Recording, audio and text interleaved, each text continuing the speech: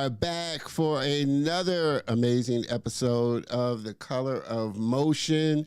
Where I like to say, hey, stories come in all shades.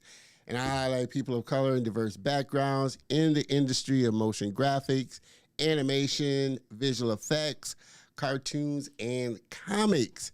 This space that, hey, like I said, you ought to know by now, I am just crazy about. I guess I always say, you know the drill. Hop into the comments, say, hey, where you tuning in from, so I can give you the shout out that you so richly deserve. Also, make sure while you're doing that, that you join and hop on over to the Facebook group community, facebook.com/group/The Color of Motions. Come join the family. We're having a lot of fun over there, great conversation. And you know me, I love a big family, and it is growing for sure.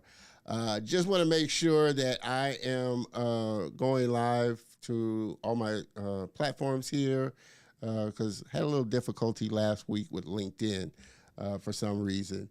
But what else? Make sure also that, you can find me at all my social channels here. Connect with me. Definitely want to hear from you. Always like feedback, always need feedback. That helps me to refine the show, make it the best possible show that I can possibly make it. Definitely got a lot of great things planned for the remainder of the year, a lot of great guests coming up, and a lot of big things coming up for season 4. Can you imagine? We're going into season 4 next year, so super excited about all the great things that are going on there as well. So definitely don't want you to miss out.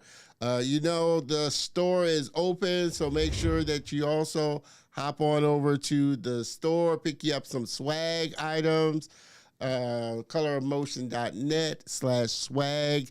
Pick you up something. We have some nice shirts, hoodies, mugs. We're constantly putting new things in the shop as well.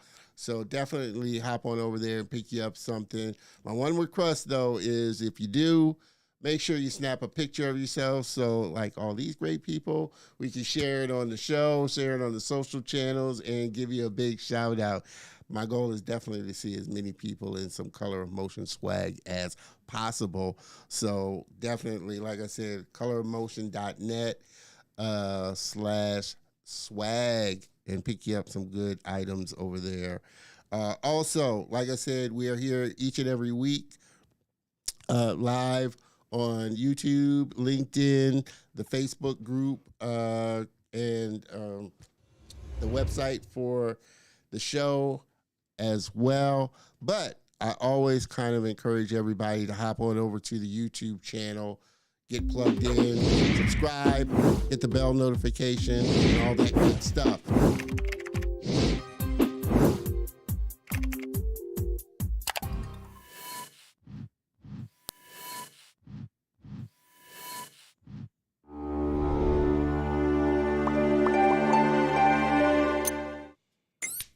Like I said, you can definitely check out all the past great guests that we've had on the show.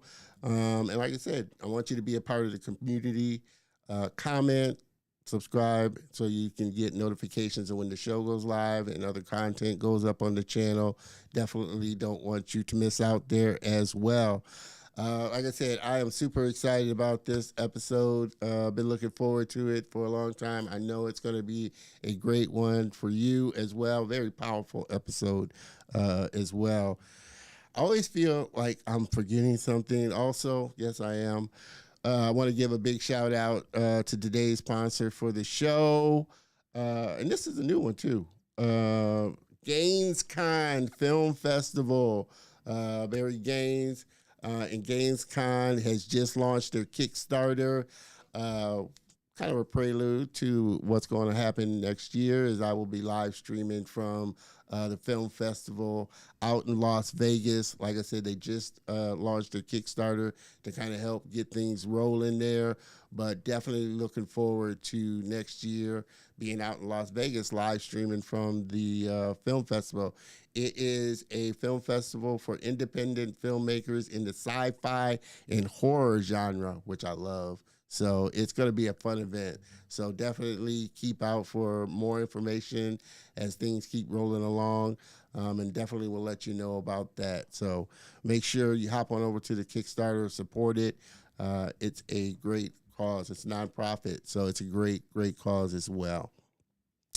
With that, I think we're kind of ready to get this show on the road. Like I said, I think I got all the housekeeping stuff out the way and ready to go. So what do you say we get this train rolling, huh?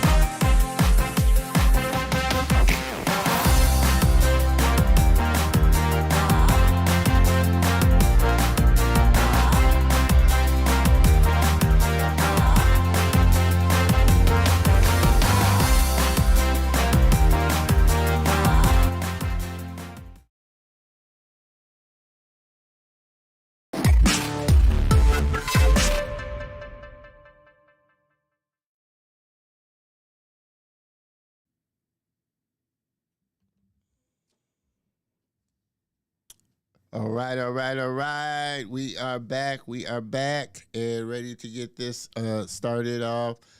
Miss Maggie, appreciate you tuning in there for sure. How's it going there in Baton Rouge? For sure. Like I said, I've been super excited about this. Like I said, this is going to be a powerful episode. I know you are going to enjoy it as much as I enjoyed, kind of getting ready for it and putting everything together for it. So without further ado, let me read off my next guest's bio here. She writes action-adventure stories soaked in magic that center on themes of found family and beating the odds. Inspiration comes from her own impossible odds of surviving chronic homelessness as a teen. She is now on the board of directors for School on Wheels, an LA-based nonprofit that supports K through 12 students experiencing homelessness. In terms of magic, she is a member of the Hollywood Magic Castle, where impossible is only an option. Her stories carry all these experiences wholeheartedly. And in 2018, the Los Angeles Times featured their children's book, Scruffy and the Egg, which tackles topics of single-parenthood and homelessness. She also earned a coveted spot in the 2018 PEN America Emerging Voices Fellowship with an early draft of her Ya novel. She got her start in the industry serving as a program coordinator for Latinx in animation, now a two-time finalist in Screencraft's animation competition 2020 and 2022, and her work has also placed as semi-finalist in Creative Screenwriting's animation competition. She is currently a staff writer for Disney Television Animation, upcoming 6 to 11 series Primos. Her freelance writing includes preschool shows such as Apple TV's acclaimed series Stillwater, The Cocomelon Story, Time Podcast, and over a dozen episodes for Moonbugs, Gecko's Garage.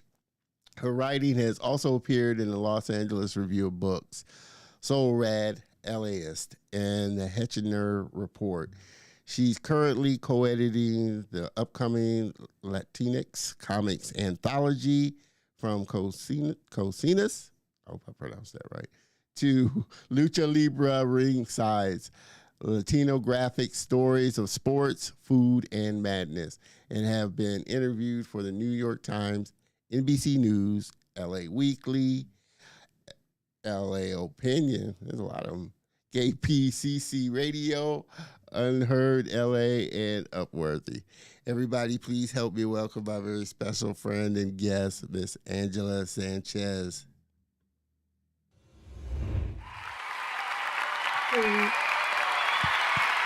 Angela, welcome to the show. Thank you so much. Thank you for the warm introduction, Don. Appreciate it. Thank you. I appreciate you so much for being on the show. Like I said, I've been looking forward to this ever since we connected last year, and really looking forward to sitting down and talking with you. Like I was mentioning just before the show, as I was preparing for the show, really just intrigued with diving into your backstory really deeply, and kind of learning more about you and your journey. I always like to start, what was kind of that thing that got you sparked in writing and storytelling? Good question. Yeah. So, when I was a wee kid, um, I wanted to be an animator before I wanted to be a writer, or before they even knew that you could even write for cartoons. And so, as a kid growing up, I had when the VHS edition of The Lion King came out. Remember how they used to play like the commercials and the trailers before you got to the feature? Yeah, And so, one of the trailers was all the Disney animators sitting on on their drawing horses with their big artboards in front of them and doing life gesture drawings of a actual lion yeah, specimen that was brought into the studio. And I remember seeing that, and being like smallish. And you see the also like the big cat handler come in, and he's like, "Oh yeah, he's a big kitty," and like pats aside the lion. I'm right. like, "Oh, I want to draw the big kitty. I want to be there, where everyone gets to do this and sketch this, this magnificent, beast of an animal." And so as soon as I learned how to like say the word animator, I went to my dad. I'm like, "Dad, I want to be an animator." Right after like paleontologist, because Jurassic Park was also big then too. Yeah. Um, and my pops looked at me and said like, "Oh no, no, no, no, no, no. Like you can be a doctor, teacher, lawyer, engineer, but like don't become an artist." Starving Like starving artist. artist was Yeah. definitely, a known quantity. So, yeah, so the thing that got encouraged in my family for me growing up was my writing. So, and I was a slow reader, by the way. Nice. I did not pick up reading very quickly. I was definitely in the slow readers group when I was in elementary school, and writing was something that I picked up a bit later on as well. Um, so for anyone out there who's listening and is all like, "Oh, I don't know, man. I wasn't like a very like fluid reader, or I don't really like write every day, like that kind of stuff." That's cool. That's fine. You don't got to worry about that. You'll be on your way. Um, but yeah, so writing got encouraged in my family, and that's what led me into things like fan fiction. We won't talk about Angela's fan fiction days. But as that was something I kind of stuck with though, and I stuck with it through college, and it wasn't until after I graduated that I started going like, "Oh, I could write something original." And then that's sort of what opened that door and got me thinking about writing, and there's a few more things in there. We can dive into it.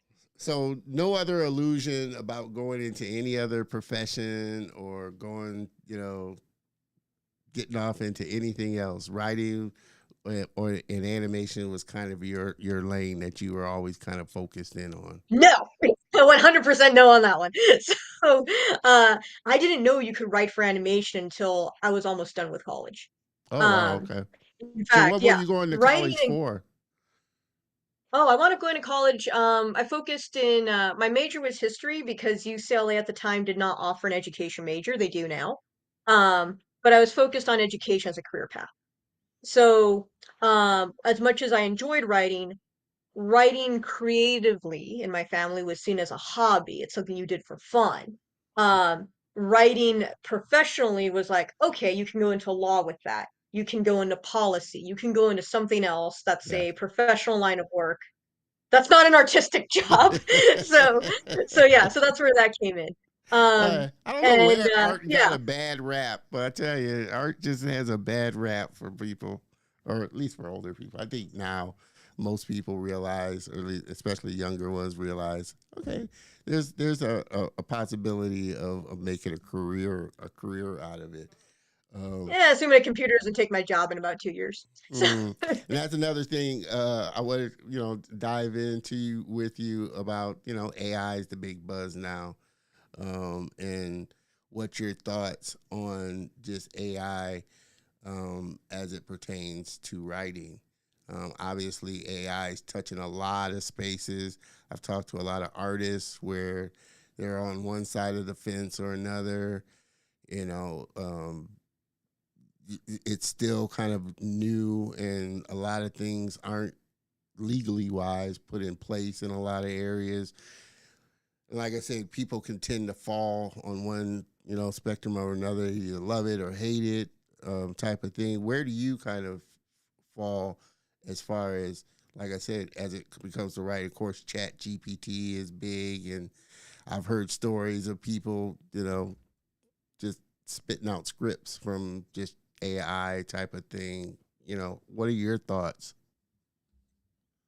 yeah, so my partner's pointed this out, and I agree with this one. The US seems to be the only country that sees AI as an option for replacing workers and creatives, as opposed to being a tool that can be used by workers and creatives. Yeah, And I think that that's a very big distinction.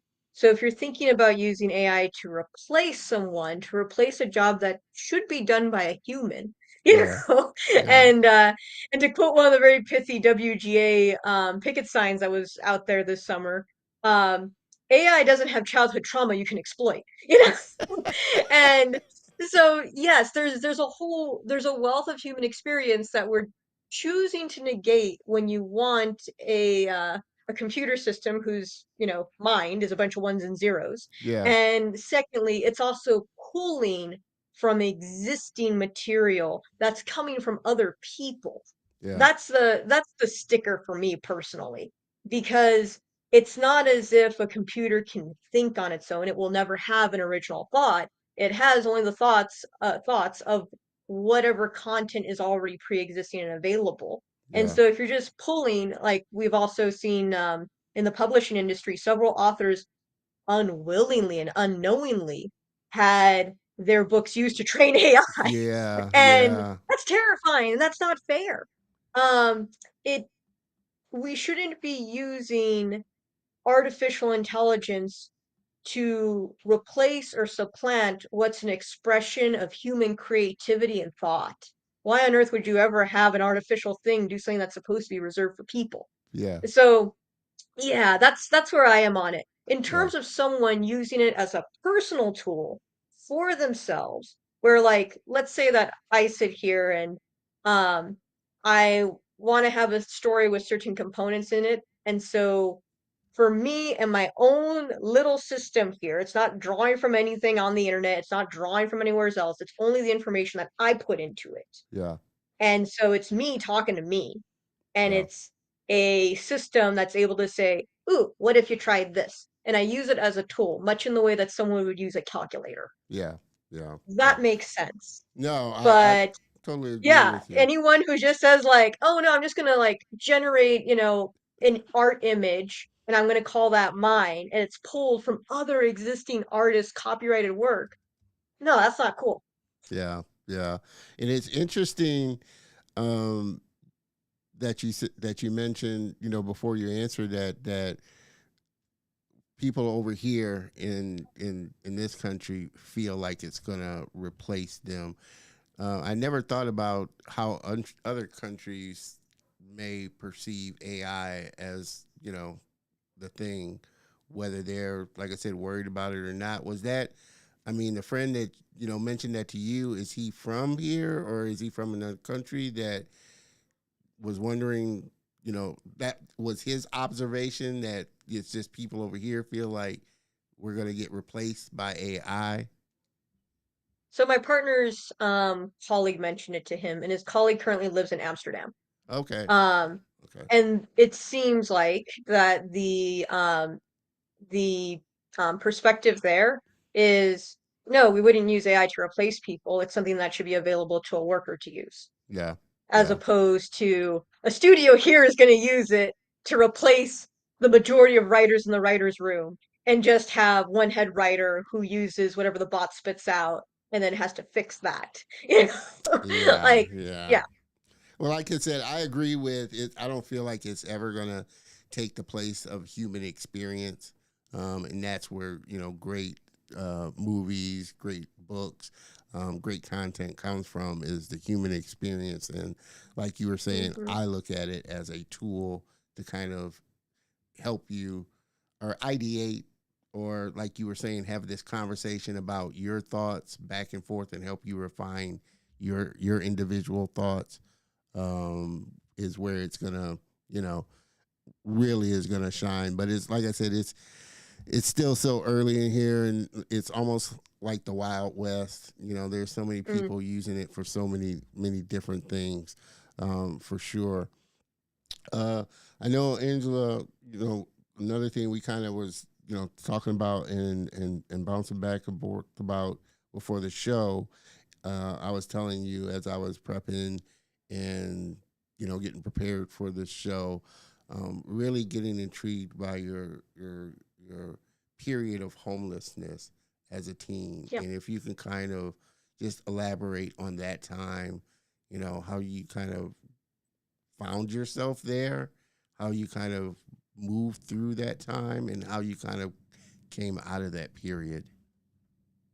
sure. So I'll condense just a little bit.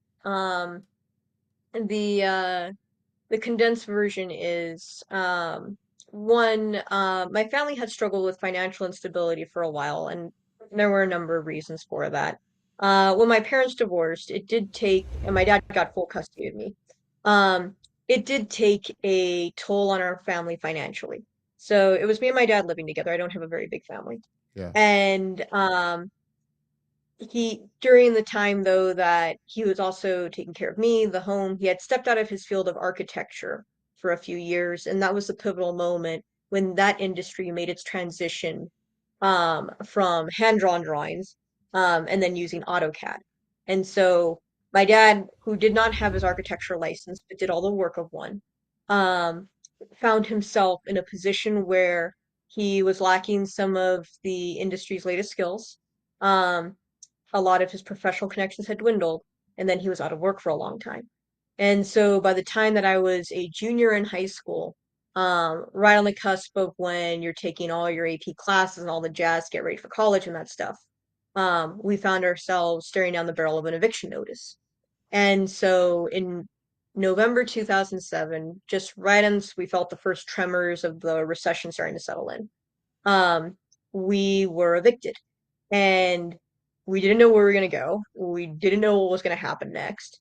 Um, and so initially we bounced around from motels, and then by January the next year, my dad's credit had been shot. So we wound up at cold winter shelters. My dad still kept me going to the same high school at this time, which is phenomenal. Yeah. That's a big anomaly. Yeah. Um, and then we wound up in a family shelter in the next city over. And so um at that point I had just turned 17. It was a very kind of weird time in my life because here I was supposed to be planning for a future and I just didn't even know what the next day would look like. Yeah. But my dad was a huge pillar of support in my life too.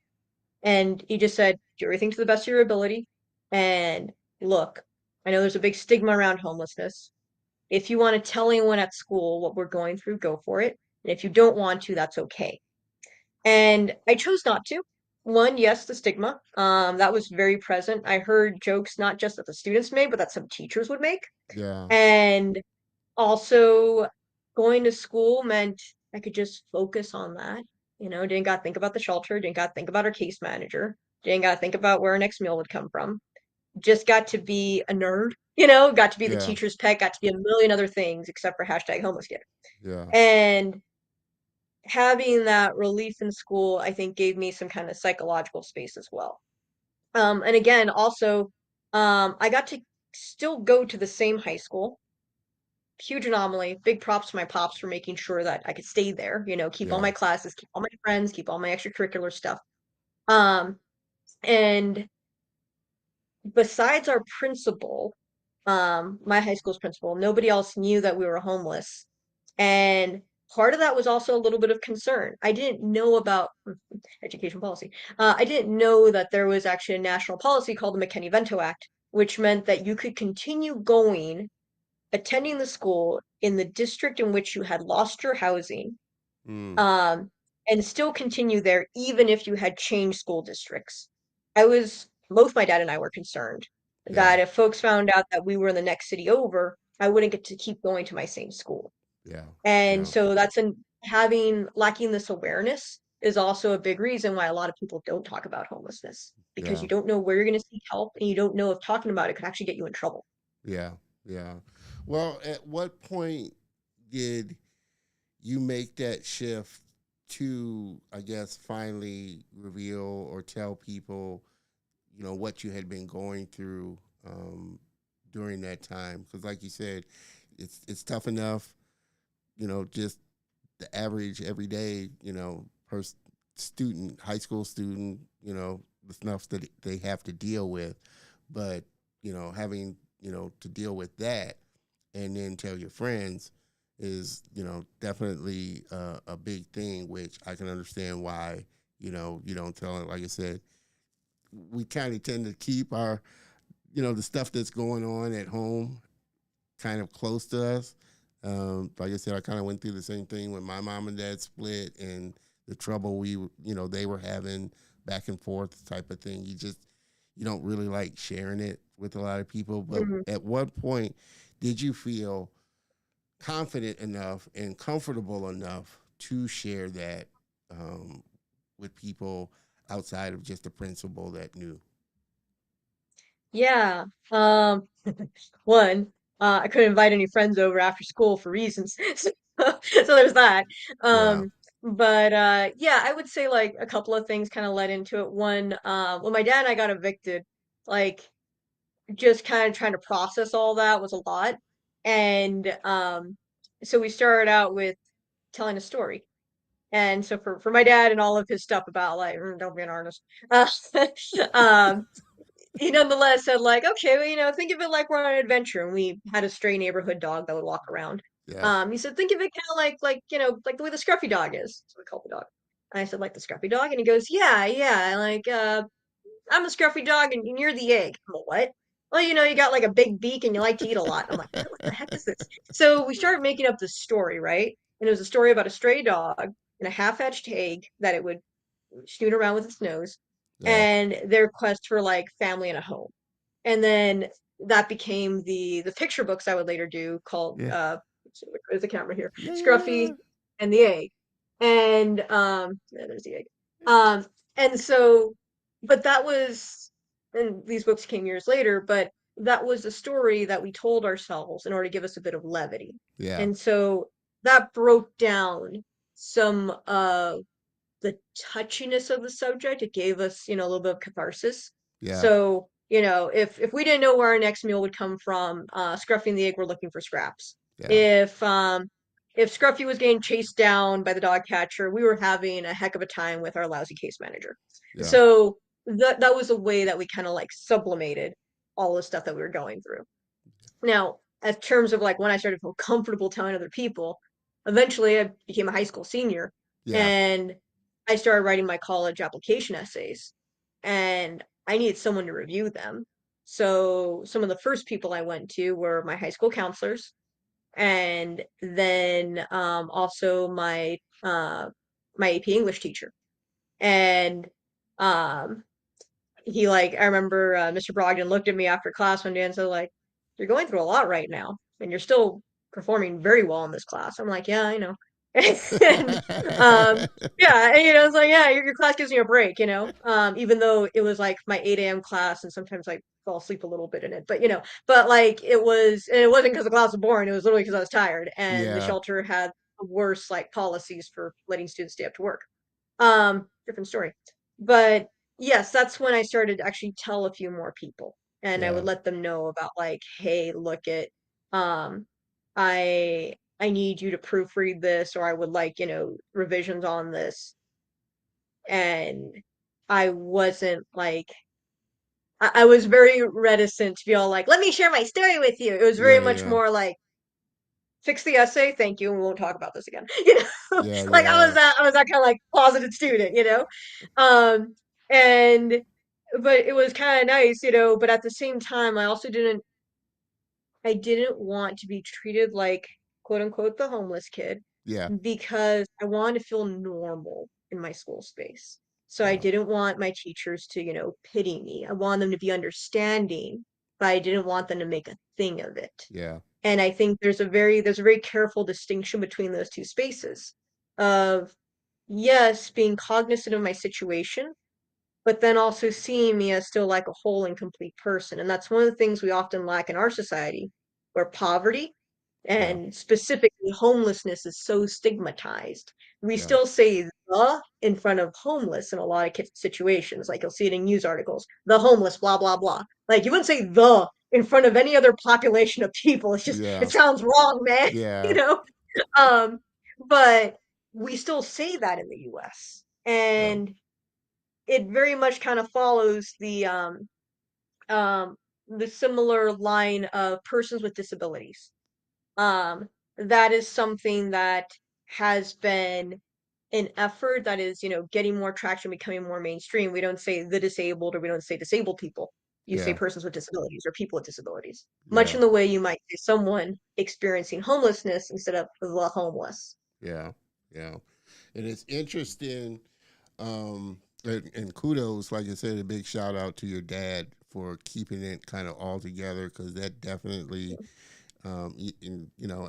as a child or as a kid, you don't understand the things that your parents have to do or do to keep things kind of together. But it reminded me when you were talking about how your dad, compared yourself to Scruffy and the egg, and made it almost gamified for you.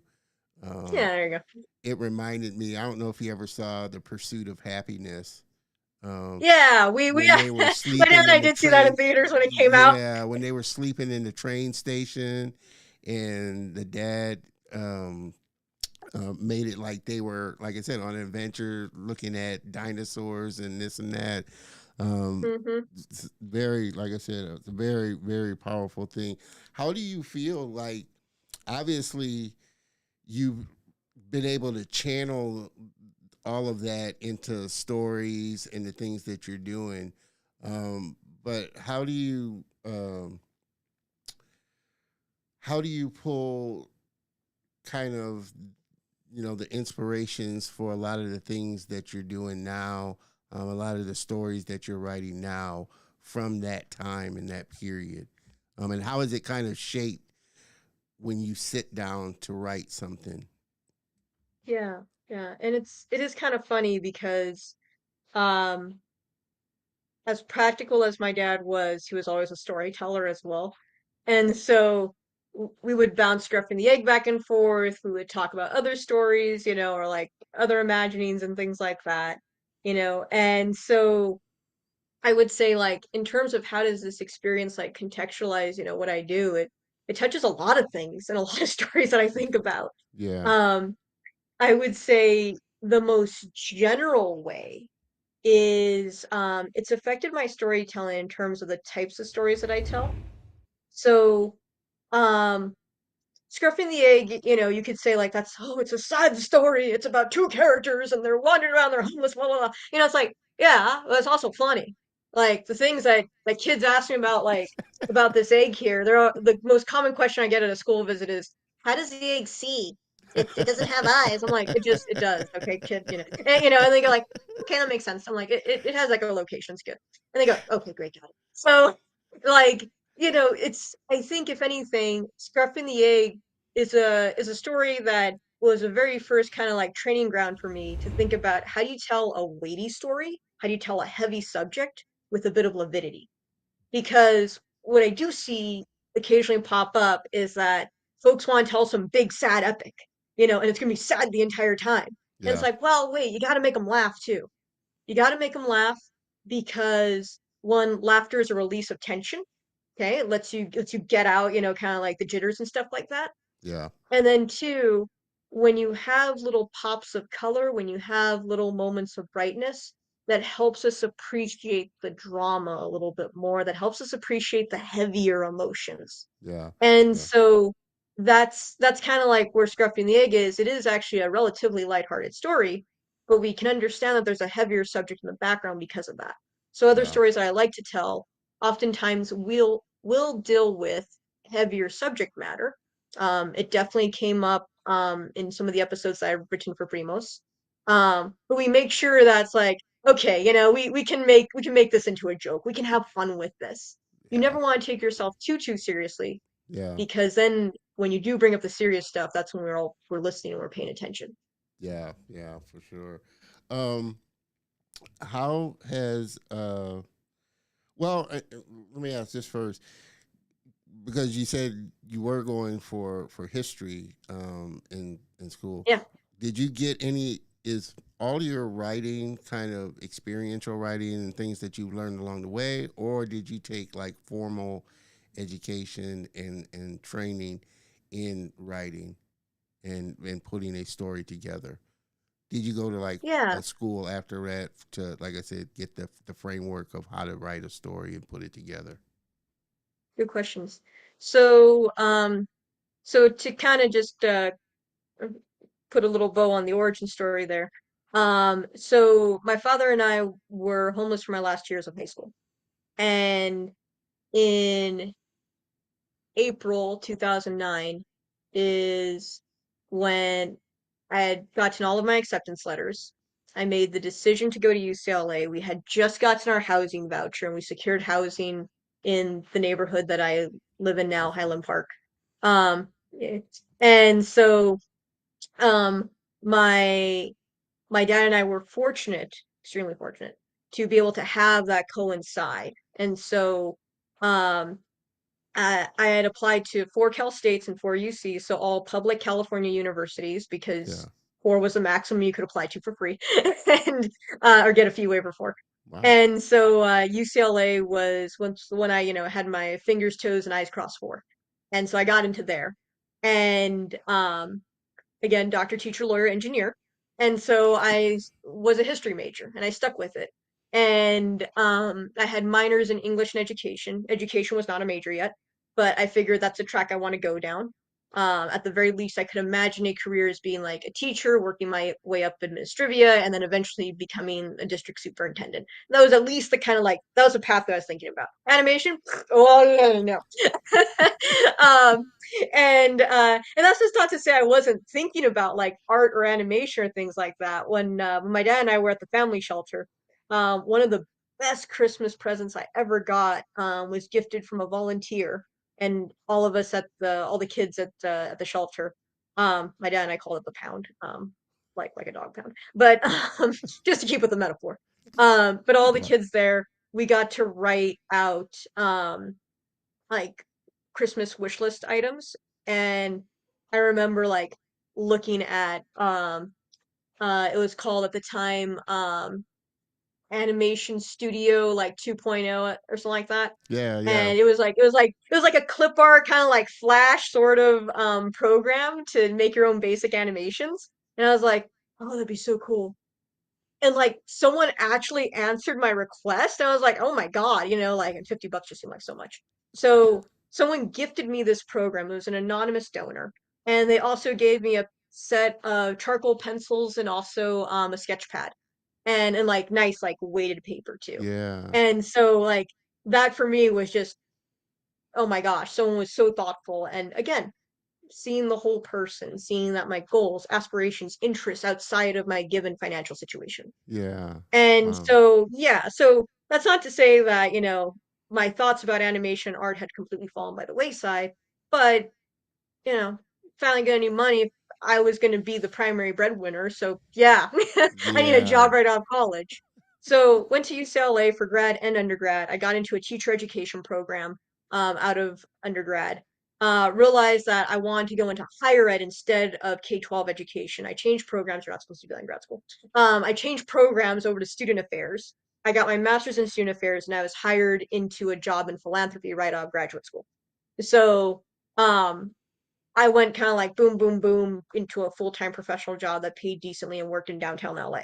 So all that came together, and I focused on a professional white collar career, and I took care of my dad who had been diagnosed with cancer in 2012, Mm. um, and in 2016 he passed away. Oh, sorry to But hear. yeah, yeah, we were very fortunate to have had some time to Yeah. kind of Yeah. plan-ish. Um, but by 2017, I had finished the illustrations for the first Scruffy and the Egg book. And I started thinking to myself, like, you know what? I want to give this a shot. You know, I had at that point done a little bit of self-education about publishing options. I decided to self-publish, and I decided to start just going down this pathway. Um, 2017 is when I applied to the Pan America Emerging Voices Fellowship that you mentioned in my bio. And 2018 is when I became a fellow. So, uh, to kind of to answer your original question now about did I take any classes for writing? Not until 2018, and that was just because Penn America provided 2 classes for free, or I should say they came with the fellowship. Yeah. And because taking writing classes, and especially because they weren't part of my major, like creative writing classes, um, I would have had to have like signed up for UCLA extension classes on my own dime, did not have the money for that, Yeah. and because writing classes can be expensive. And so I was like, okay, you know what? This fellowship is providing it for me. Sure, I'm gonna try this out. And also at that time, when my father had passed away, I started doing art classes at my local community college, and that was a lot more affordable. And Naturally. so it kept me busy on weekends and stuff like that. I got to, just kind of sit there and mess around and have my drawing horse. We didn't get a live lion or anything like that. We had naked strangers. I don't know if But I'd want a live um, wire but either. nonetheless, yeah, I got to draw people. Um, Oh man. and then by 2018, I was eligible. I'd done all the prerequisites to do storyboarding classes. So I also started doing storyboarding classes as night Okay. classes. Okay. And so those storyboarding classes are what influenced my screenwriting ability for animation. Because up until that point, I've been writing literature, right? I'd done Mm. kids' picture books, and I'd started Yeah. working on a young adult novel, a YA novel. And that's what got me into the Pen America Fellowship. But now I was like, could I try out writing for animation? And so 2018 is when I started kind of like thinking about that. And our instructor, who is a head of story at DreamWorks at the time, um, said would give us this exercise of like, here's a couple of pages of a script. I need you to board this. I need you to draw it. And so I said, okay, um, this is what an animation script looks like. Oh my gosh, was that character always there? Who left the scene? Well, why are these directions so hard to follow? It made you aware of like how specific an Yeah. animation script has to be. And that if you are the animation writer, you have to be able to develop a blueprint you're going to hand off to somebody else. It's not like I'm writing a novel here and I have to describe what the table setting looks like or some jazz. Yeah. I am here to say what the characters are saying, who comes and goes, and what the action is. If there's any very specific action, I'm not just going to type like, and then they fight. I'm going to write like some modest choreography in there so the board artist has a little bit of something to work with, but not be so domineering that I've directed the whole thing for them. Yeah. Yeah. So that was like my primer course, I would say, into writing for animation was actually starting out in storyboarding. Yeah. So, what was the big thing that you kind of, or big lesson that you kind of pulled from that experience of emerging voices in writing that you weren't aware of when you were kind of just writing on your own? Was there any big lesson that you learned? It's like, wow, okay, I didn't realize this. You know, structure had to be this way or that way. Was there a big lesson that you walked out of that experience with as it pertains to So writing? yeah, emerging voices definitely taught me more about the emotional through line. So how does a character's emotions like actually change and grow? How do their perspectives change by the time we get to the end of the story? Um, Emerging voices, you are not eligible if you have an MFA because it's meant to be an MFA light. All right, it's Mm, meant to be like a compact, like little like mini masters in fine arts for a writer. And so they also gave us a breakdown of like the business of being a writer, don't quit your day job tomorrow, stuff like that. And and so that was really important that, I walked away from emerging voices with that. And then in so 2020, the world stopped, right? yeah, Um, I used to travel 25% of my time for my job in philanthropy. Suddenly we're all working from home. I took on a second part-time job working for an organization called Latinx in Animation that helped me build out my animation community. Um, by 2021, I had my first freelance animation scripts, working on Stillwater. And then I also started working on Moonbug UK's Gecko's Garage. It's a short, like 3-minute episodes. You can look up on YouTube. But they're about a smiling gecko and he fixes like buses and trucks and stuff. Um, and those episodes, because they're 3 minutes long, they're only 3 pages long too.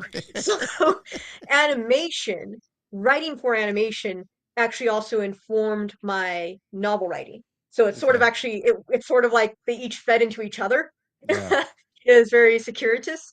Um, and so learning how to be very punchy, you have to be very quick. Writing for Disney, we had 11-minute episodes, so our scripts were about 13 to 14-ish pages long. And that made me go like, okay, we have to do the setup. We got to get to the crux of the problem. Our character has to make a decision. Something funny's got to happen. And then they got to realize like, oh, I didn't think about it that way, and then solve whatever the problem was. And then we wrap up. And we got to do that like that. And so it made me go back and look at my novel and we're like, yeah, that's taking too long. So I became, I think, a stronger writer on both ends yeah, because animation gave me the sense of like, I gotta be streamlined. And a lot of the conflict, especially in animation, needs to be externalized. You got to be able to see the thing, you got to be able to see the problem. yeah, Films that I recommend folks watch would be Crazy Rich Asians and another big one out there is Coco. In both these cases, you can see that there's a conceptual problem that exists up here, but we yeah, always see the physical thing. In Crazy Rich Asians, it's the wedding ring that the main character gets at the end. She gets this, beautiful engagement ring that's been passed down through generations on her soon-to-be husband's family. yeah, And when we see that come out at the end, we're like, oh yay, she won. We saw the physical manifestation of the goal. yeah, In Coco, and I mentioned that also, it's very seasonal and timely. They they say you have to go back to the land of the living, and give Miguel, the main character, a blessing from the family in the form of the petal of the cempasúchil and the petal from the orange marigold flowers that you see. And so, big thing up here, but here's the physical manifestation of the thing. And that's important for both animation and then also for, to a certain extent, novel writing. You get to be a little bit more in the character's head, but you should ideally have a physical manifestation of the goal or of the thing that we're trying to solve. So, has there ever been a moment? I guess it's always challenging when you sit down, I guess, to a maybe a blank piece of paper, just like a blank screen, and then start Mm. putting it together. But has there ever been? I mean, what's been kind of uh, the biggest challenge as far as crafting a story? Do you have an idea? I guess when Disney or a project comes to you, they have a general idea of the character, and then from there you craft out stories for that character, or is it easier coming from it just from a total scratch point of view?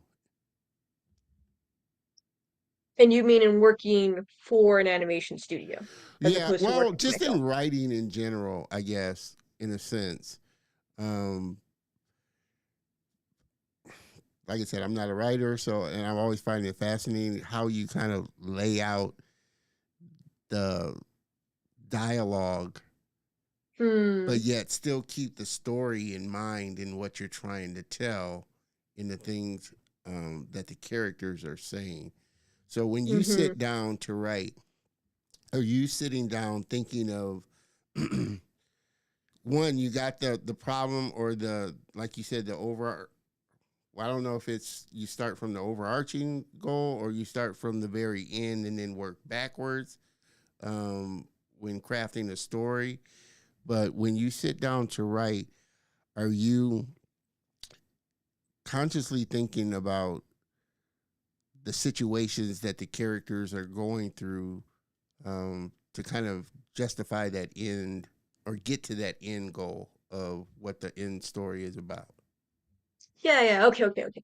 So writing for a studio is also different than writing for myself.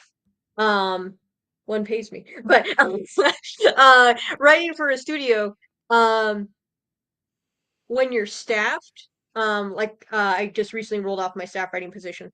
Um, we all collectively come in, and maybe the writer who's up to bat, like this is gonna be their script. Yeah, Um, we maybe that person has like a little nugget of the story that they want to tell, but it's not like solidified, it's not like beat for beat all out. So the rest of the writers in the room, we all meet together and we're like, okay, well, what if this happened? What if that happened? Ooh, ooh, ooh, I like that turn. I like that turn. Right, that And then usually like the script coordinator or production secretary or the apprentice writer in the room will take the notes for the brainstorm session, and they can also pitch and throw out ideas too.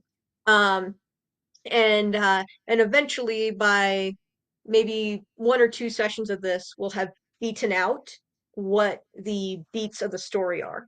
Okay, so this is where we start, and then this is what is the inciting incident. This makes the character go like, oh my god, I'm gonna do this now. And they go out and they do like try fails or something else happens. Here's a surprise twist, and then, oh hey, what if blah blah blah, and it's a resolution that we're done. The assigned writer is then the one who takes those notes and they write up a premise. A premise is like a quick one-page summary, sometimes two-page summary of what the episode is going to be. That gets approved by the story editor, the showrunner, and then by the creative executives. So it goes up the whole chain, right? yeah, Once that's been approved, you get to move on to outline. So the writer's room comes back together. We add in more jokes. We go, okay, if there was an unclear question, like how do we make sure that that's clear? So we suss it out, we refine it. Outlines are about 4 pages for an 11-minute episode. For other episodes, it might be a little bit longer. Um, and then that goes up the same chain of approval. Again, the assigned writer is the one who fully fleshes out and writes the outline. Goes up the chain of approval. If it gets approved, then we get to move on to script. The assigned writer then writes out the script. So by the time that a writer for an episode has to write the first draft of the script, they already have an outline. We've discussed this episode a couple of times, if not more. Um, and so we know what is going to happen. At that point, the job of the writer is to flesh out all of like the dialogue, any additional action, or other jokes or other stuff that comes to mind. So there might be something like, oh, we said this in the outline, but oh, it's funnier if this happens. So the writer gets to change that, put their own kind of like brand on it, all that kind of yeah. stuff. And we get the final, or well, we get the first draft that goes over to the story editor, who may take a couple of little more tweaks at it, and then that goes on to the showrunner, on to the executives, etc. And then we Gotcha. go back to the next draft. So Well, there's a lot more structure and there's a lot more support for the animation writer. If I'm writing my own script and I'm writing, by myself, functionally yeah. speaking, then I have gotten better personally at outlining. Because I realized like, okay, I want to start from someplace as opposed to, me staring at a blank screen going, Where do I you start? know, What do I write? so yeah, so I do like it if I have something in terms of dialogue and stuff like that. So did you see that meme going around on Twitter like a few weeks ago where the author John Green is all like, some people think like this and some people think like this, and it shows like the stages of an apple, and like a number five is like you see the physical like actual real life apple, and then like a four is like a cartoony version of it, a three is a black and white sketchy Yeah, version, yeah, two yeah. is outline, and one is like what is apple, and I was like, who the heck is a one on this? Because and I'm personally like, I think in cartoons, so I would just say you're a five at that point. I wouldn't say that quote unquote live action is thinking as a five. Oh But man. Well, yeah, I turnaround would is say like, pretty short though. For an episode, uh, for Disney, what's the overall turnaround? Because, like you said, it's still got to go to storyboards, still got to go to animation. So, what's your timeline as writers to get everything together to the point where it's ready to go to storyboards? as a writer, I get about 5 to 6 weeks. Um, so because the first week is the premise. So we break the story, writer writes a premise goes out, we get notes back, you move on to outline. Outline they give you about a week, week and a half sometimes. A script ideally you want it's nice to have at least 2 weeks to work on it, you know? Um, but there have been cases like, hey, we need this, next Friday. It's like, yeah, you got it. I'll I get it to you was by like Thursday or Wednesday so you can make any other changes. Um, and so, I feel like this is common across the industry. You want to be fast, you want to be good, and then you also want to be kind. And ideally, you should be all three, but you should at least be two of the three. two you out of know. three. So yeah, you can be timely and you can be kind, and exception will be made for quality levels or whatever. Like if we know that we had to get this done really fast, hey, that's cool. The team is usually very animation is so collaborative. The team Yeah, can pick up the slack. If you are good and you are timely, sometimes people will put up with. Am I allowed to swear on the show? yeah, Sometimes people will put up with a jerk. Let's use that yeah. word. Um, but honestly, if you are a jerk, you probably won't stick around very long in the Not too industry long. because folks can give you a little extra time. Folks can help clean up stuff, but no one wants to work with someone who's mean or rude or Yeah, two-faced or not for dishonest. long. Yeah. Yeah, nah. So how So did yeah, we get a fair amount of time, and storyboard artists get about the same amount. They get about 5 to 6 weeks. okay? So how did you get connected with Latinx and into that time period? Because I've been to a few. It's a great group, Latinx and animation. Met a lot of great people.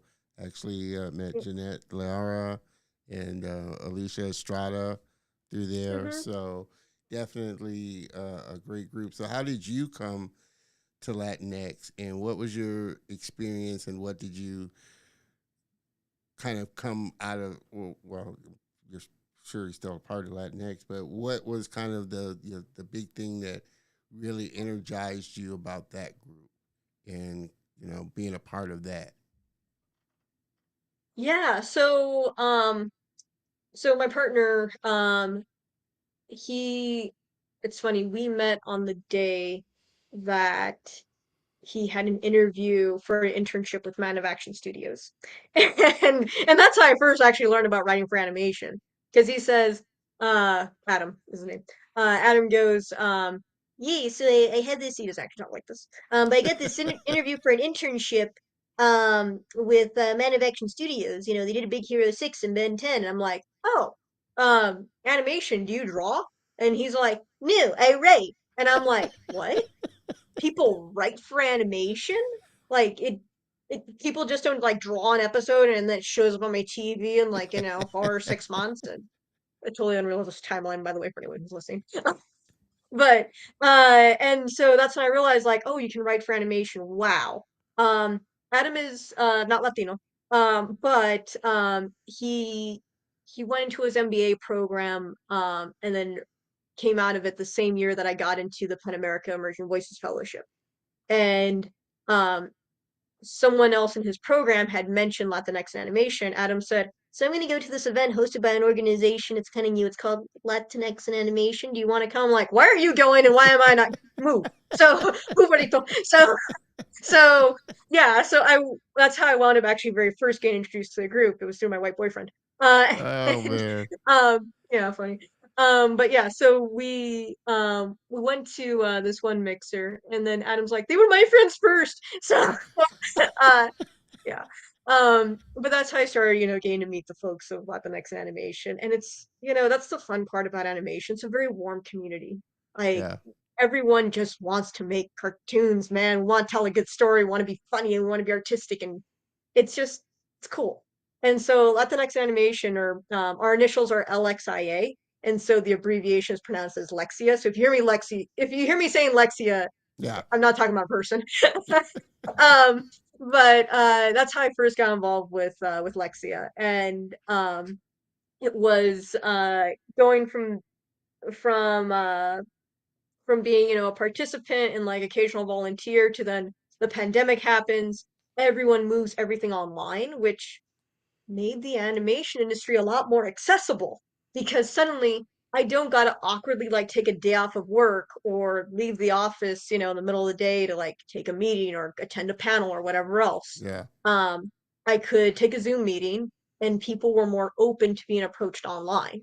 And so when Latinx Animation was looking for a part-time program coordinator and understanding that they're a nonprofit, I said, "Hey, I know a thing or two about that. I work in philanthropy. I'm on the other side of things. I'd be happy to do, whatever it is you need." So that's what allowed me to also be a team member. And so working part-time for Latinx Animation was a lot of fun because, Wow. you're just like, you're connecting with community members. You're getting to hang out with folks, even virtually, like Yeah. we're doing. Yeah. And you get to also make a lot of fun programming. And so we had amazing speakers that year. It was good to be able to hold a space for Latinx creatives, even though we couldn't be physically in the room together. So I was working as a part-time team member from 2021 to early 2022, and then I transitioned out of my role, and now I'm a volunteer, so I work for free. Yeah. Yeah. um, yeah, but it's honestly a good and fulfilling organization. And hey, we're coming up on our 5-year anniversary.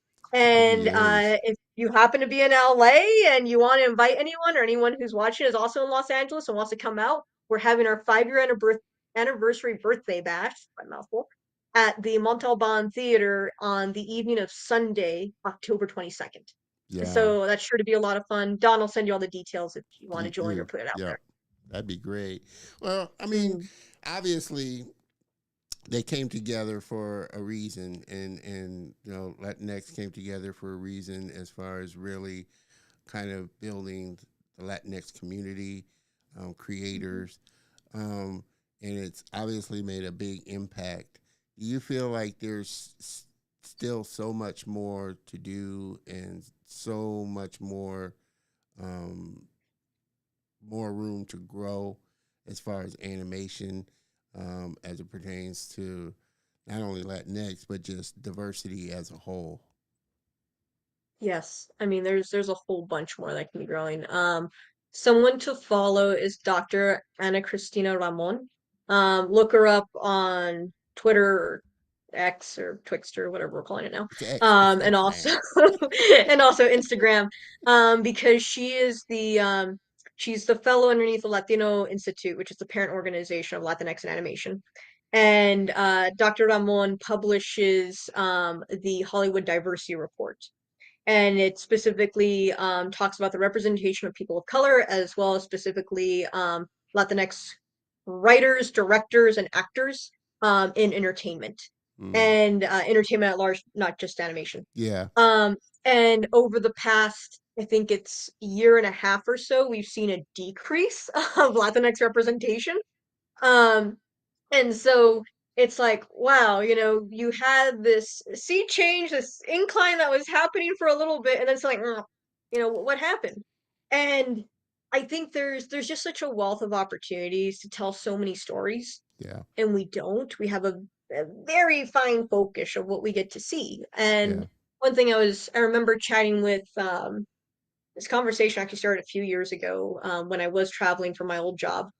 Um, I rode in I was on a ride from the airport to a site meeting, and the Uber driver that I had, we were up in Michigan, and he had never been to Los Angeles. He was a black man, and he was asking me, is LA like what I see in the movies? And I go, no, actually, because you get two representations of Los Angeles in the movies. You get white LA, which is supposed to be very nice LA, quote unquote. Um, and then you get everybody else, but they're usually seen only in limited situations of like, oh yes, and this is the neighborhood where all the people of color live. And it's Yeah. like, what? What? And about 27% of Los Angeles is non-Hispanic white folks, which means that the vast majority of Yeah. Los Vast Angeles majority. are made up of people of color. So, and that's what I want to see. And I want to see the real stories of not just like glitzy, glamorous Los Angeles. That's all Beverly Hills and Yeah. what people think Hollywood is. I want to see folks who are living normal lives. Yeah. I want to see folks who have, the little like front yards, the tipped over tricycle in front of it, Yeah. Like I want to be able to see stories like that. And that's just also that's one city. Can you imagine all the wealth of other stories we can get out there? Also with people of color living so many varied lives and experiences. That's the Yeah. stuff I want to see. And there's so much like fertile terrain for that out there. Yeah. Yeah. Well, are you encouraged now? Because, like I said, we do live in this time now where a lot of creatives have a lot more avenues of getting their own stories out there, whether it's their own YouTube series or Instagram and all these platforms and softwares out there.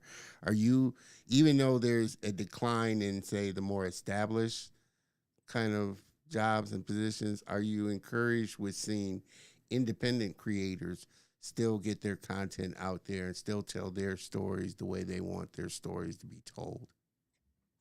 I do think we are at a very interesting point where we have the opportunity to see more indie projects. And we are getting folks who are making the plunge with putting their first pilot episodes of their own, be they live action or animated productions out Yeah. there. We've seen the power of crowdfunding. I think the best advice I have seen floating around out there is take time to build your audience first and then launch the Kickstarter crowdfunding campaign for your project. Because the way that those tend to work, and this is also, I will say, true for like Scruff and the Egg as well, Yeah. was that I already had people I knew who I was going to go to say, hey, can you help me put this into production? I need funding for this. And my book was not the, multi thousands of dollars project that an animation pilot would require. Yeah. Um, like this is small potatoes over here. But knowing that animation isn't cheap and you want to do a good job of it, like look at Lackadaisy, that is beautiful. Yeah. So Lackadaisy though started back in 2006, and then the Kickstarter for it wasn't launched until 2020. And yes, it was funded like that, but it had a fan base that had been nurtured for over a decade and a half too. Yeah. So I think there's a fair balance of you don't got to wait, 10 years to do your project. It's not what I'm saying. But dealing your audience in, bringing them into the fold so that way you know who your supporters and potential backers are before you make that dive. Because it's all a commitment and you got to be patient. Like Yeah. there's stuff I've written 2 years ago and they won't be out until next year. So this is a game of hurry up and wait. It's definitely a marathon. And so going into this, indie is great and fun. I Yeah. think folks also need to go in with eyes wide open of what are the commitments, financially for your own time and your own patience and also for your own mental health, man. you, Yeah, you yeah. got to be realistic and give yourself the, yeah, it's okay. We did this much today, and that's all right. That's good to do. That is good to do. Do you see yourself, like I said, you aren't just an animation writer. You've written novels and things like that. Are you? What are the types of movies that you're hoping to write and do projects for? Is it more animation because you love animation, or are you also looking to write for live, for live action as well? Hmm. I so my heart is with animation. I'm not at a point in my career where I would ever say like no to live action. Yeah, Um, but I have to admit, like even for my young adult novel writing, when I think of my characters, have to draw them first. And I like to draw them like cartoon. Like I can tell you what my main character in my current novel, her name is Rocio.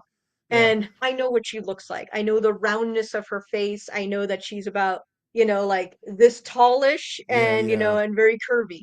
I can tell you what her coffee shop apron looks like. I can tell you, which classes she's taking, and why she wears a regular old like not smart watch all the time. You yeah. know? So And you and have a I visual. You have the I have a visual visual of her, in and mind. I have a visual of her like of her weird friend Domingo, and he's all angles, and like sharp teeth, and very like sharp lines, and he's like, taller than her and lanky. So, so visually they also contrast as well. If I got into a wonderful program that I can't quite talk about yet for this novel to take it to the next step for querying. But even when it gets published, and I'm going to say it probably won't have comics in it, but I would like to be able to draw my own comics with these two characters in them anyways. And I've already done it for myself on more than a couple of occasions. Um, but I like being able to draw my characters because I know what they would look like. I know how they're going to interact. And when I have to sit down and actually write the pages of a novel, Yeah. like in my head, what's going on is like, okay, places, everyone, places, You're Angela in the already little director's directing tapping it. chair. Yeah, yeah.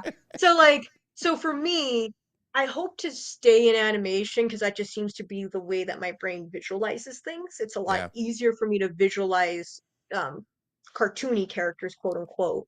yeah, Um, but live action has its own. You can definitely have a television episode of live action come out a lot faster than animation. You see the fruits of your labor a little bit faster. yeah, Um, yeah, and I think there are certain things that work. This is true for each of these media. There are things that work very well in live action that is a little bit harder to pull up in animation. Um, the yeah, production timeline being one of them. But then there's also a lot in animation that works better for animation than it does in live action. Things like character design, as well as like exaggeration. It expresses what those emotions look like, you know, in a way that's why we have the whole squash stretch thing. so, That's why our characters' eyes get big and their mouths drop to the floor and stuff like yeah, that. yeah, yeah, for sure. Well, how has obviously being a part of Latinx and animation, um, has really helped you. How has I mean, has been really great for you. How has it been in really building connections and relationships with other creative people, whether they're animators, whether they're writers, producers, directors, within that group? How has it helped you? Obviously, you made some great relationships with people, but beyond that, coming out of that space, how has it really helped you as a writer? Yeah, so I think whatever your discipline is in animation or honestly any industry, I was a program officer in philanthropy before this. Um, whatever your specific role or job title or, line of work is, your craft, um, it's important to know what everybody else in your industry does as well. And you can never underestimate that power. Yeah, So for Latinx in animation, one of the things I really appreciate about our group is that our two co-founders and our co-directors, they are not artists. They're production people. oh wow, And so, yeah, and so Brian and Magdala, like, Brian is, I believe, an associate producer now, and Magdala is either I want to say she's a full producer, if not very soon on her way to that point. Moggs, if you're watching, I'm going to give you a higher title right now. Yeah. And so, but they both say they can't draw, a smiley face. They can barely draw a stick figure. And I'm like, fair. And they say, well, because a lot of people don't realize that there are so many other professions in this Yeah. industry Yeah. that are not drawing and they're not even writing. Yeah. The sexy artist space of animation, those are some jobs, but they're not all the jobs. Yeah. And there's so many people here who make this industry happen. You Yeah. can be a technical director, Yeah. you can be a production coordinator, you can work in so many cool things. Heck, all you got to do So, is look at the end yeah, credits and you'll see all the yeah, you see like those pages and pages of pages of names, people that work on Yeah. it. It's fascinating, and I've told, like I said, people that may not be able to draw. You may be a people person. There's Mm-hmm. human resources. There's recruiters in animation that are just, like I said, unrelated to animating or drawing or write. I guess the big three everybody's trying to Yeah. get into.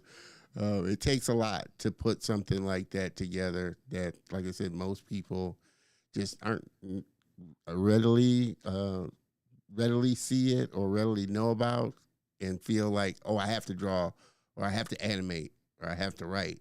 Right. No, like I said, you could be Exactly. a people person and work in human resources. They need people, as well.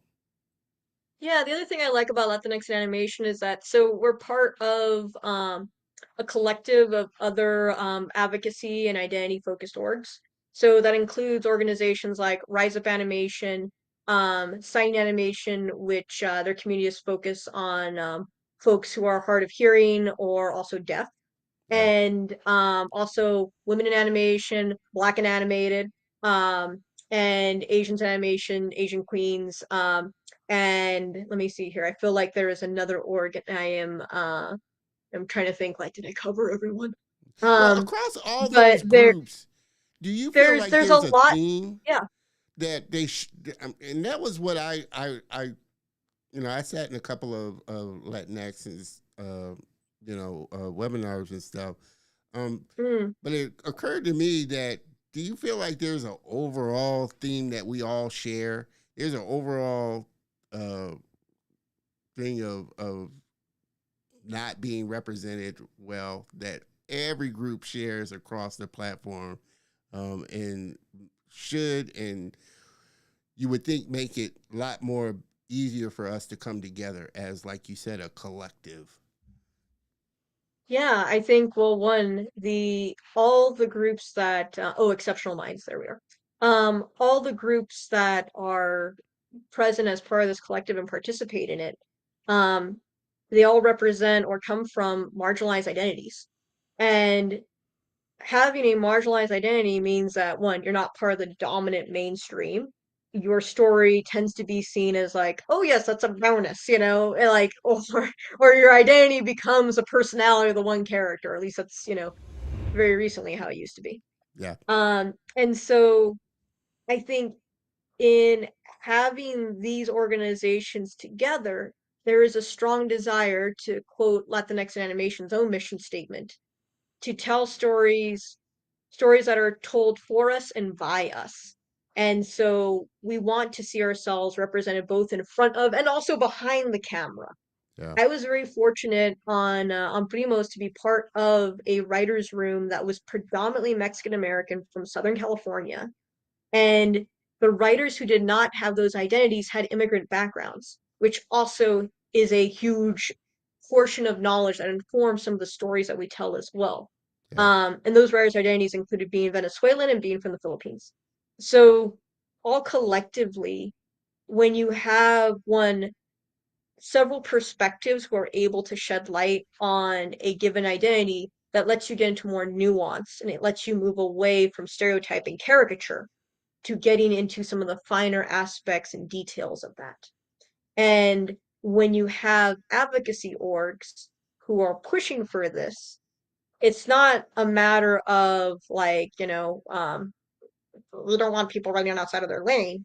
We yeah, want folks who can be able to offer the care that goes into telling a nuanced story or representing a nuanced character.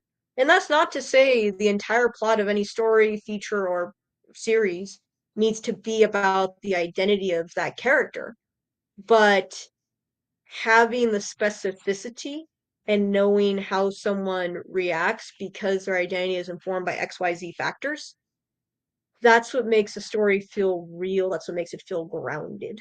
And so that's why representation is important, because it allows you to get that grounding.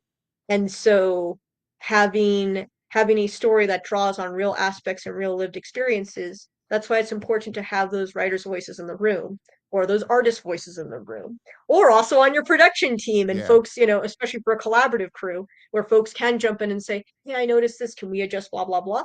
Sure, cool. Yeah. And taking feedback and having a crew that is cohesive that way, which I was fortunate to be able to have that experience. Yeah. Yeah. Well, I'm curious from your And this is perspective. also a thing that an AI bot cannot do. That is true. So, That you know, is true. I might try that. Give me just to see what it spits out. Have a black yeah. character.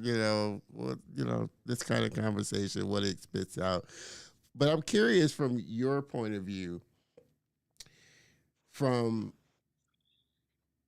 uh, why more studios are kind of avert, or I won't say more, but it's been one way for so long. Is it more or hesitant maybe about making an animation all, black or all white? Do you feel like they feel like the reach or the dollar, or it comes down to dollars? Because I think about like Black Panther. They were so worried about what it would do internationally, having a film that was predominantly black, that had black characters. Do you feel like that's the hesitant, or do you feel like it's just not a narrative that they're wanting to put out, or that they're so used to telling a story a certain way and people seeing things a certain way that they're a little more hesitant about putting more diverse characters out and more diverse stories out? Um, as to Yeah, I hear why, you. like, is it something that's mainstream ingrained, that they think, okay, we just got to do this because we're not going to reap the benefits monetarily wise if it was a more white cast or white story or animation, as opposed to if it was. And not to say that you're diving into, like I said, the I guess the story of it more so than, I don't know if I'm saying it right, more so than just the experience, whether it's from a different Yeah. experience. So I hear what you're asking, which is like, we'll use Black Panther as the example. Can we make a story about this very specific identity group, and expect for it to do well overseas, since it's so very specific. And so, okay, so there's a few things at play here. To state the elephant in the room, racism. Um, and You guys heard it, to racism. get funny how that comes up, right? Um, but to really put an even finer point on it, so one, we have to acknowledge, and very few people, whatever industry you're in, are very good at doing Yeah, this. yeah, We live in a white supremacist society.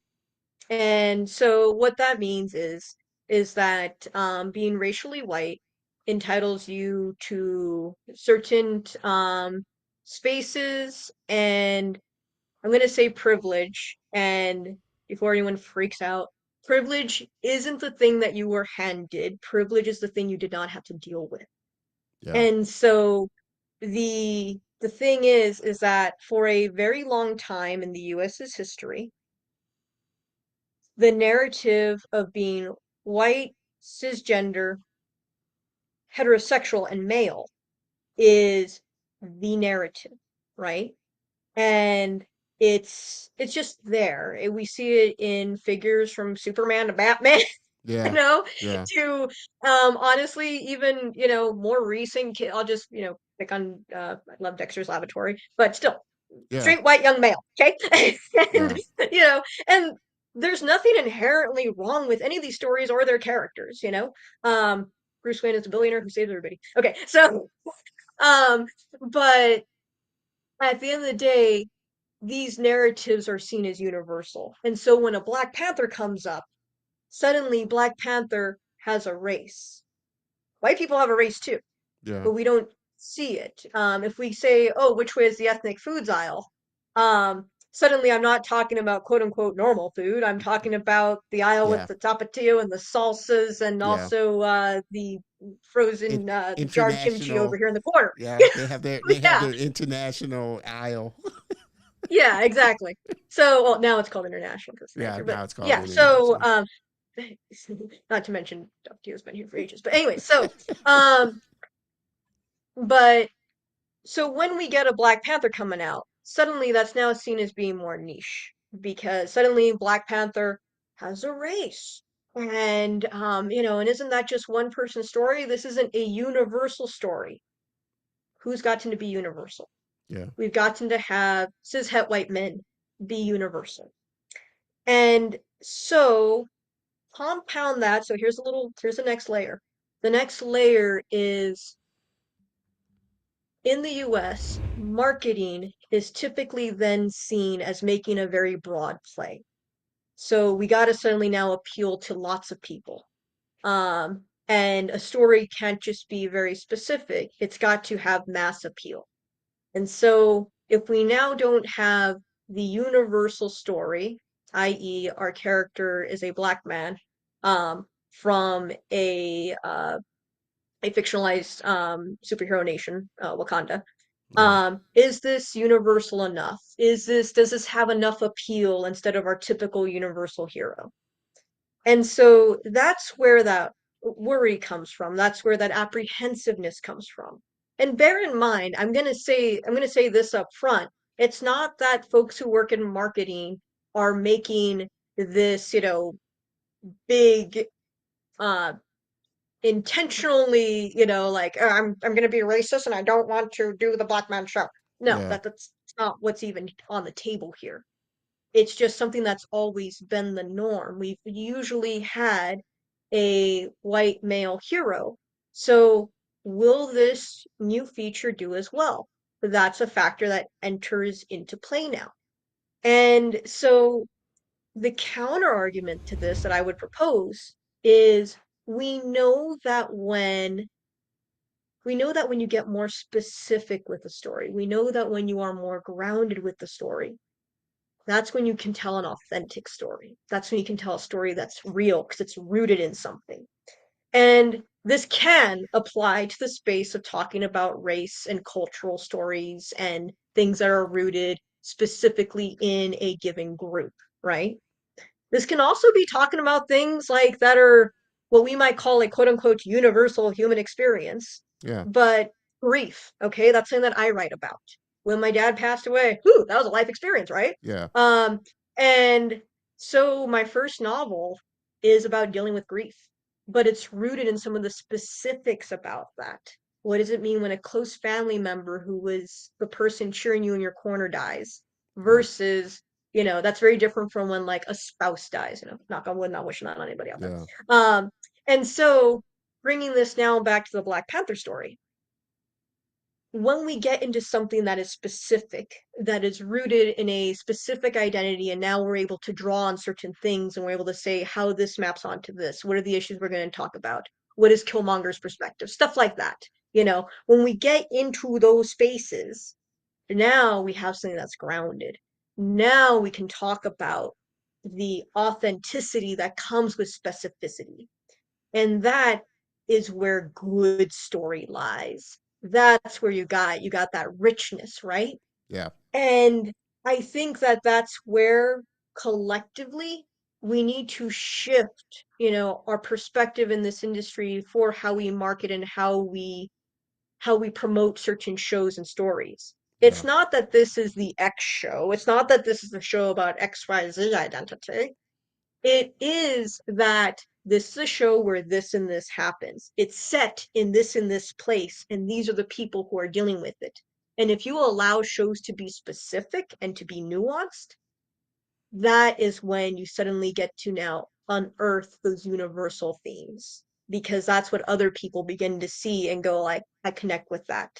Hey, I know what it's like to have to speak on my behalf of my community that I care deeply about. I Yeah. know what it's like to have different or conflicted experiences about how we're going to respond to oppression, things Yeah. like that. Yeah. And that's, to me, that's something that we're still grappling with, as a nation, Yeah. as also just in terms of this industry. Yeah. Because yes, more diverse stories can be told. Our universal hero, has literally 1,000 faces out there, right? We've all Yeah. read that book. Yeah. You know, but there are certain things we're going to be able to get at if we're just allowed to be able to tell the story with the full richness that it's allowed to have. And once we Yeah. can get into that, once we stop worrying about, oh no, will everybody like, this show that's about specific XYZ group, let the Yeah. story be nuanced. Yeah. Because people are gonna respond to that. Well, then on the kind of the same note, do you think a part of it is that it causes them to ask their own internal questions about their own biases or thoughts about whatever the group may be, as to why, like I said, it's taking such a massive effort to get more stories and more characters out there, because, like, just talking about the race issue, I think us as a country or a country, we don't like talking about it, or we don't like really diving deep into it, Yeah. because it makes us start to think, really internally how we thought about it, or what our assumptions were about it. Do you feel like that's also a part of the reason where, like, they're really maybe more hesitant about really going all in with a lot more diverse characters and stories, because a lot of people really, like I said, don't want to have those uncomfortable kind of conversations, that even whether it's an animation or whether it's a live action, I think a good story makes you ask questions and makes you feel things and see things that you may not have thought of before. Do you feel like that's kind of maybe a part of it as well, or have you Yeah, I thought don't of think it there's from any that way point? getting around that, to be really honest. I think that, because remember, so we're going to get a little bit of psychology here. So the thing that we know is implicit bias. We It's oftentimes used in discussions around race and people's responses to um racialized notions that they may carry or not, etc. Um, and we also know that with implicit bias, your professed ideas can even run counter to your subconsciousness. And this is just by function of being a human being with a prefrontal cortex who is socialized in a human society. Yeah, yeah, Everybody has these things. Um, and also, it's important to note that implicit bias also means when I wake up in the morning and I'm trying to pick out which outfit I'm going to wear. Oh, it's gray outside. Without even thinking, I'm going to wear a black shirt today. yeah, So like it's there, like that's an everyday simple example. It's your brain's way of, saving time and energy, right? And the unfortunate parts are when you are socialized in a society that is a white supremacist culture. yeah, And so now we have internalized things and we make decisions like this without even thinking about it, right? So yeah, John, to your point, I do think that the because in the US we do not typically, and the past few years have fortunately been a little bit different, but we do not typically talk about race. And and we feel that this is a conversation that is oftentimes reserved for like special settings or that one podcast or that one, like big yeah, Zoom meeting we're all gonna have, right? Um, that one DEI training.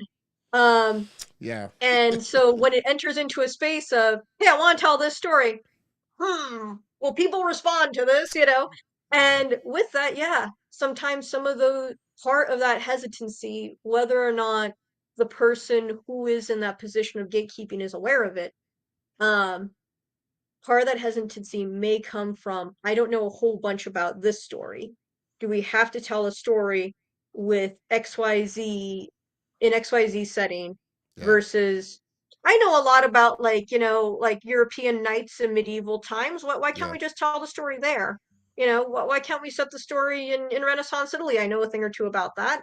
I don't Yeah. know a whole bunch about, I'll pick on Yeah. myself a little bit. Yeah. I See don't know a that. whole bunch about Aztec stories. Didn't they do human sacrifice all the time? No. But, that's also part of that function is also like, gee whiz, when in the US curriculum, you're taught Yeah. about three native cultures south of what we now call the US, and that is the Aztecs, properly called the Mexica Empire, Mayans, and not even distinguishing that there are many separate Mayan cultures and languages. And Yeah. then also the Inca people who are on a totally different continent and aren't part of Central America. So it's like, yeah. So part of that is also just understanding that we are in this system Yeah. that engraves with us all these, I'm not even going to say shortcuts, because at this point it's just this is the butchered knowledge that we receive. Yeah. And Yeah. so unfortunately for many creatives of color, we find ourselves in positions where we're not just pitching, but we're also having to educate at the same Yeah. time. Yeah. Yeah. Do you feel like the big change, and we, touched on it a little earlier about just this time that we live in, but do you feel like that big shift is going to come more from independent creators putting out their own stuff rather Mm. than the mainstream studios, that are out there, such as Sony, Warner, Disney, and all the others? Do you feel like it's going to come from those ones that are like, well, they're not really kind of latching onto my story or my idea, so let me put out my own thing, type of thing? Do you feel like that's where the big change is going to come from, those independent creators that are putting out their own content, telling their own stories in their own way? That one's really hard for me to personally say. Um, because several factors. One, I think indie creators telling their own stories, that's freaking amazing. Yeah. So, um, which of which of those indie projects will have enough influence in order to pop? I don't know. That is something that's totally in the distant future that's hard to predict right now. Yeah. Which big studios are already a front runner or able to, think about that? That's also unknown because, we don't know what's currently in the pipeline. What we're only able to perceive right now is that many studios are in flux and that right now there are a lot of precautions in place. That's why we're seeing a lot of IP being redeveloped and rebooted. Um, but I think we are seeing more gutsy moves in terms of big animation studios trying to at least test the waters. So one of the areas that I personally am galvanizing for is to see more young adult animation in the US. Mm. Um, right now, anime has historically filled that niche. I Yeah. don't know if we'll ever get to see animation in the US acknowledge that there is a sweet spot for audiences between the ages of 13 and 20 who want to see complex storytelling with teen and young adult characters. Who knows?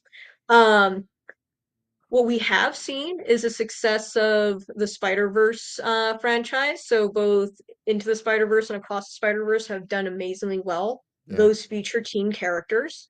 Those also, Across the Spider-Verse in particular, feature diverse casts. Yeah. That I was was. like, Yeah. Miguel Ojeda is right there in all his glory. And oh my God, like Yeah. showstopper, shoot, Cockney Spider-Man. What's his name? Not, oh my God, I feel horrible. Can't Why am think I of blanking on his. his name? Yeah, I can't think of his name either. But they did. Um, They really pushed the boundaries on different Spider-Man, and Spider Women. yeah, It was pretty funny.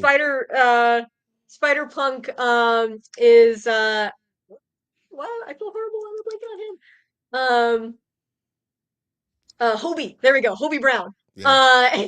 And so, I was like, no, it wasn't. Oh, darn it. But like, yeah, Hobie Brown, who like was just getting also lauded for both being one, undeniably cool, but two, also having very African features. Yeah. and having, like all the swagger and the presentation, having audiences of like all genders going like, this man is beautiful, Yes. and so, and that's something like, that's a good point of representation right there. I even Um, love the in, Indian. What was the Indian one? uh, Pop, Puppeteer. Puppeteer. Yeah, That was a great one too. I mean, it was just really well done. Really well yeah, done. and so we got to see the excess of Across the Spider-Verse, also Nimona, Yeah. which touched on issues Yeah. specifically also around like gender. Yeah. Nimona is very gender fluid. We Yeah. got to see a happy gay couple who Yeah. has a kiss on screen in animation. Oh my gosh. That was yeah. So it, That was powerful there. yeah, so we are seeing some of this, and these are plays from big studios. Um, whether the lesson learned here, though, is yes, we should keep going in this direction for, you know, young adult content and also bigger place for representation, versus I think the lesson learned that might be taken away right now is more IP stuff.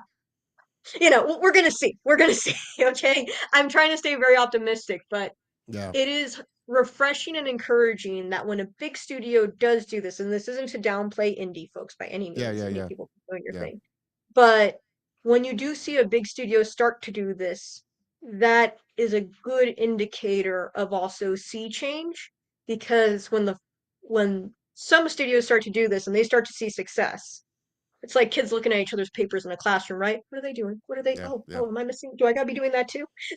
So, yeah, I that's what makes me excited. That's the things that I really am. That keeps me optimistic and hopeful for, quote unquote mainstream animation. Yeah. Yeah. Well, and on that note, yes, that's a good thing to think. I would hope they would do it more for the reason of it, as opposed to wow, that studio made some money doing that, and not really. You're glad they did it, but you hope they do it for the right reason, as opposed to the bottom line dollar of what it make, the success of what it makes.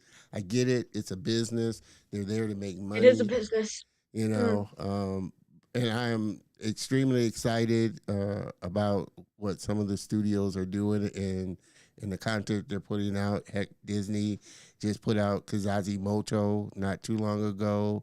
So Yes, yeah, there's a I love lot the of sci-fi things. Afrofuturism. Yes, Yes, there's a lot of things I'm excited about the opportunity. I think more is going to be need to be done with getting those people in those positions, more executive positions that are able to green light a lot of these studios or a lot of these projects out projects. there.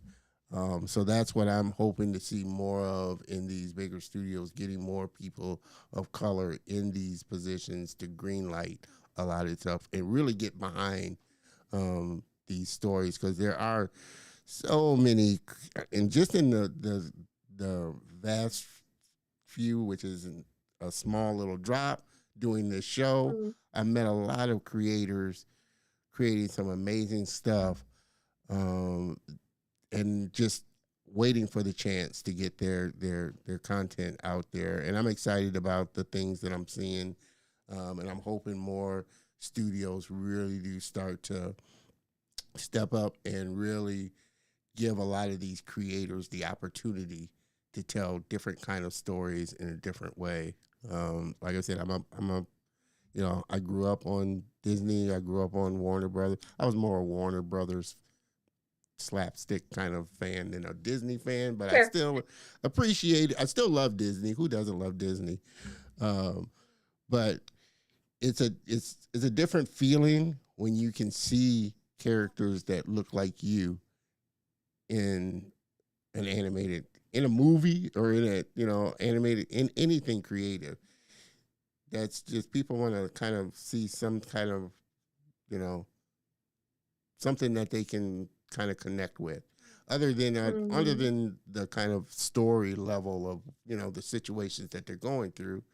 It's definitely a different impact if a young Latina can see something like a Coco, or animation movie like Coco, or just some of the other ones that are out there. Just like, heck, Black Panther came out. There were so many. You saw so many kids, not just African American kids, but just all kinds of kids doing the Wakanda symbol. So you see the impact of what it can Yeah. do. I love my Wakanda. You see the impact of what it can make, especially like I said, seeing yourself reflected in the content and the things that are put out there. So that's why I'm Have you seen highly encouraged. Castlevania Nocturne yet? What was that again? Have you seen Castlevania Nocturne yet? No, I haven't seen it yet. Oh, it's on I gotta watch Netflix, it. Yeah, I gotta and watch it. I've seen the the show thing. I just haven't dived into it yet.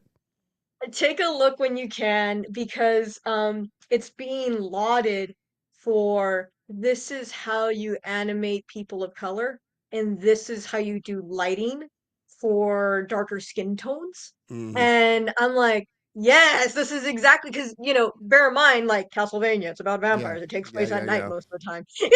yeah, And so we get to see like how people of color's skin tones are yeah, highlighted.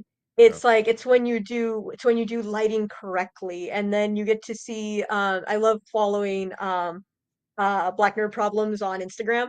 yeah. And so they talk about like Drolta's the name of one of like the big baddie vampires, and she dresses like she stepped out of Beyonce's wardrobe. And like, and the year is supposed to be like 1785, right?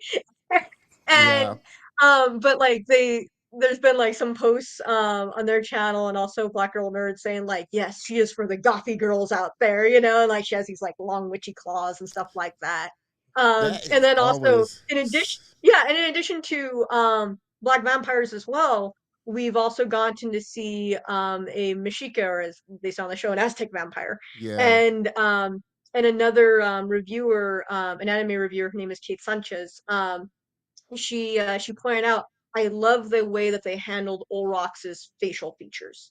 So yeah, instead of just caricaturizing them, we point out that yes, he has a strong jaw, he has high cheekbones, and a very prominent nose. And she says like, these are features that I'm glad were present yeah, because, and I have like a nose of Moctezuma too. I'm trying to figure out my angle. Here we go. But like, you have like this ridge here, right? And it's a very, indigenous bone structure, yeah, but it's one that in a white supremacist society you often feel like, oh, is there something wrong with my nose? Why doesn't yeah, it do the nice cute little sloopy thing? And I like that Olrox, who is positioned as like, this very attractive looking man, right? um his facial features are not Europeanized, yeah, and they are allowed to look native and indigenous, and his skin yeah, color looks beautiful and the way it's highlighted. yeah, And honestly, like things like that help balance and start to change the narrative. It starts to also change instances where like my own orthodontist a few years ago was all like, yeah, when they fix your jaw, they can also fix your nose as well if you want that done. I'm like, what the heck? Like, Why would I who are you want to that? tell me that? uh, you. Oh So man, yeah, it makes you think like media representation is so important yeah. because it affirms the pride and the beauty you can have in your natural features. Oh yeah, yeah. And I don't know if you and like I said, this was just a small thing that I picked out. I don't know if you've seen My Dad the Bounty Hunter on I Netflix. haven't watched it yet, but it pops up and I've seen like trailers I and little was bits. Yeah. so happy that, like I said, he portrayed, like I said, not only a family, an intact family, but a darker Mm. skinned family. They were dark Mm. skinned. So often you see, well, they're going to have a black person in there or they're going to have a Latino person in there. They go towards the lighter shade Yeah. as opposed to, like I said, there's so many layers and so many nuances. I was like, wow, that was really cool to see him have a dark skinned wife, a dark skinned husband, dark skinned children, and the characters were dark skinned. Mm-hmm. Aside from the fact that it's a great animation. So shout out to Everett and his partner Patrick for doing that. But those are those little small things that you notice. Like I said, as you're watching a movie, an animation, that really means a lot. It really can drive home, Yeah. something as opposed to, you know, having it being whitewashed, for lack of a better word, and really sanitized. It really carries a lot of weight. Uh, we've been having an amazing conversation. I'm trying to, kind of frame this because now I'm thinking, audio podcast. So I want to make sure that I interact with my audience here and that's coming on. We've been having an amazing conversation with my friend Angela Sanchez, freelance writer, staff writer with Disney, Miss Simply Robotics. Hey, Angela, she chimed in. Appreciate you tuning Hey, in there, Monique, for sure. Diverse Tunes, another great organization for sure that you partner with. It is a good one. Mr. Jeff, I appreciate you there, brother, tuning in. hey. Be rude. I appreciate you there tuning in there, Jeff. It's been a minute. Super talented artist as well. Simply Robotics. Hey, appreciate you. Like I said, I appreciate everybody that's been tuning in. Like I said, we've been having a really good, meaty conversation with Angela, which I love. Um, and we touched on this a little. And like I said, I'm trying to be cognizant because this is another long episode for sure. We're going into top of the second hour here, but before we close it out, I kind of wanted to touch a little bit on uh, it didn't, and we talked about this before the show. It didn't directly affect you, the writer's strike, but we're just coming out of the writer's strike. What were your kind of thoughts on it? And for those that maybe on the outside, what were some of the points or the I guess the arguments or things that they were trying to rectify within the writer's strike? Yeah, so I was very fortunate to not be directly, although I am indirectly affected by the writer's strike, in the sense of I'm underneath a different union. I'm underneath the Animation Guild. Yeah, Now, the things though, so technically we weren't even able to strike because our contract isn't up for renewal until next year. But we can solidarity strike. So there were times I was able to take a little bit of time on the side between work and other stuff to be able to go out there and picket.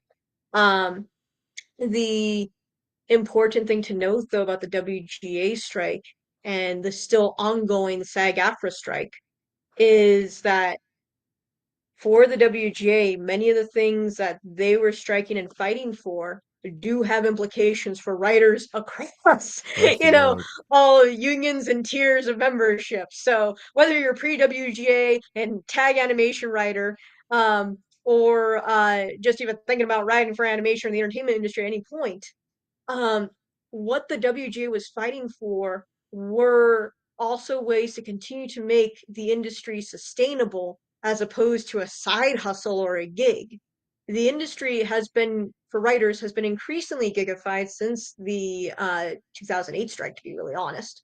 But the the biggest issue at the nexus of this strike has been AI and the potential use for, to our earlier talking point, what Yeah, ought to be a tool and not a thing that replaces human craftsmanship.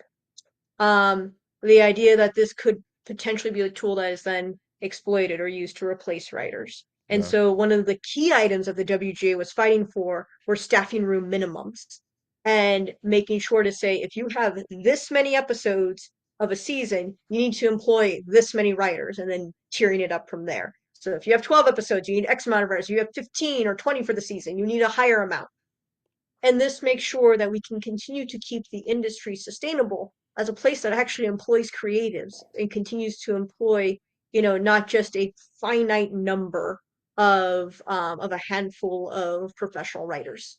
So I think honestly, the biggest thing on the table here was the sustainability of the writing profession. And that is something tremendous that the WGA has achieved and does have higher implications now for animation, well, for I should say, animation writers who are underneath the Animation Guild. yeah, yeah. Nice for sure. I make Uh, that asterisk note because some animation writers are covered by the WGA if you work on a primetime adult animation. So thinking about things like Family Guy, Solar Opposites, etc. gotcha, gotcha. It's such a complicated. If you're not in it, Yeah, when we it's such a usually say complicated WGA, we field. tend to think of live action, but there is also like a cross section of animation that's in there too. So it's Gotcha, it's a little messy gotcha. sometimes. Um, Again, everybody, we've been having an amazing conversation. Like I said, I always try definitely be respectful of my guests and viewers, and plus it gives me an opportunity to bring her back on the show for sure.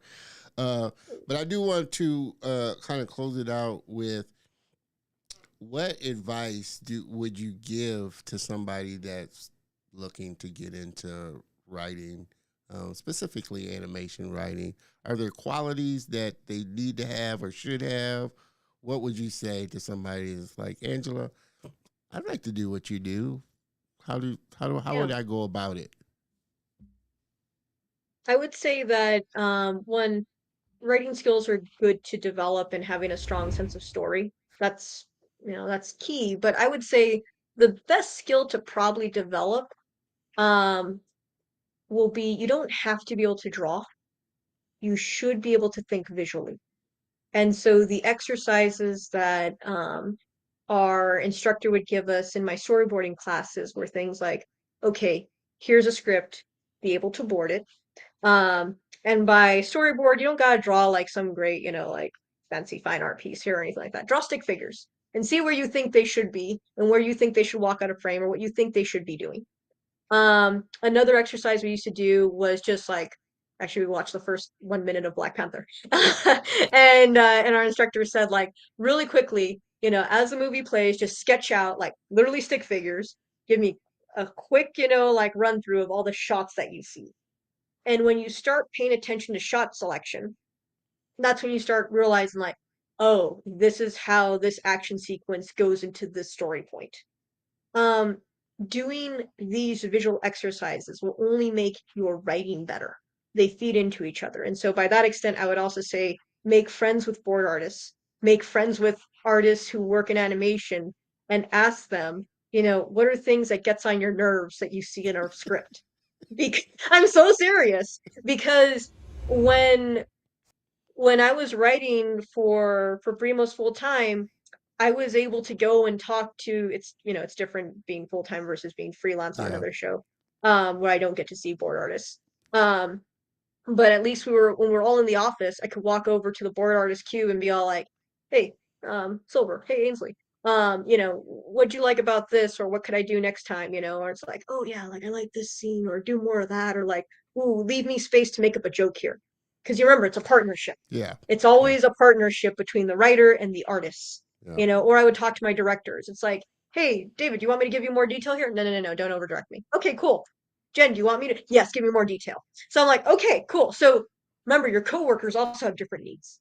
So being responsive, being thoughtful, and then also thinking, how much do I need to describe? What is overkill? Because I'm not going to write like a detailed paragraph in a script the way I do in my novel. That's totally different worlds right there, man. Uh, See, but the storyboard it's, artist would say she's getting way granular on this. why do you describe what's on the coffee table right now? So, yeah, nah. But being able to have that kind of that sense of thinking visually, that's a really good way to start to build your and exercise your visual muscle that'll make you a better animation writer. The other Yeah, piece of advice I'll give is just like eyes on your own paper, and not as in like don't copy someone else's script or whatever. I mean, you shouldn't do that either. But more of, don't worry about what anybody else is doing. Don't feel like you're in competition with other people in the industry. If someone else is successful, good on them, yeah, because you want your friends to be successful. You don't want to be the one person, in a group where it's like, yeah, all my friends are sad suck, but I'm the bestest of the best. It's like that's not making you any better than them.